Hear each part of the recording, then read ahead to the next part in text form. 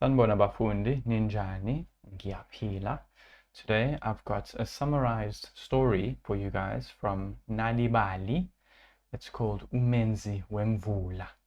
I'll just be reading it in isiZulu and I'll add English subtitles, so be sure to turn those on.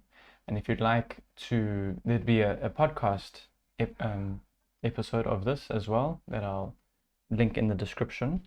If you'd like to learn a bit deeper, then we have a Patreon tier with deeper learning materials where I'll be going through all the summaries of the story that I've made. I go from a very summarized version to more fleshed out and more fleshed out. It's a very powerful language learning technique. So check us out on Patreon, where we have those deeper dive videos and deep dive podcasts as well.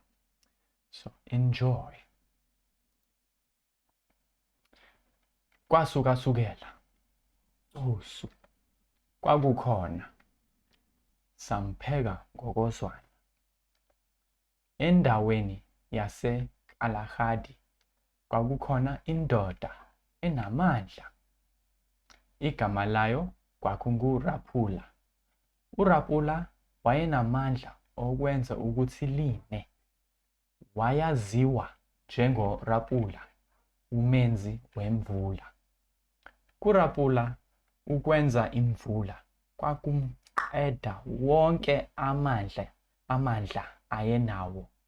Kodwa lapho lina abantu babekha amanzi. Ngemuva kweminyaka eminingi, uRapula, umenzi wemvula, wagula, amandla akhe ehla.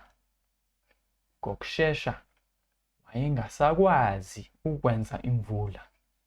Kwaba nesomiso esikhulu kabi. Abantu bababelana ababenakho. Mhlawumbe azobuya futhi amandla akhe, kusho bona. Babona ukuthi uRapula ngeke aphinde abe ngcono. uRapula, umenzi wezulu, washona. Abantu baseKalahadi baphatheka kabi. Nokho isiphiwo sikaRapula sasedluliselwe umuntu omncanyana. Imibala yothingo lwenkosazana yangena entombazaneni esencane, igama layo uMapula. Wonke umuntu waseKalahadi wayeza nezipho. Kwamthatha izinsuku ezimbalwa uMapula ukujwayela amandla akhe amasha.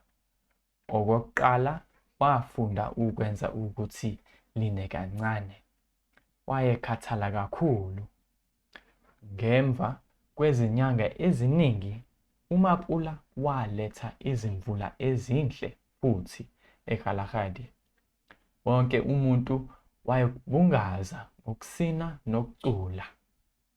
Kwase kukhona umenzi wemvula owayezokwenza impilo ibe ngcono.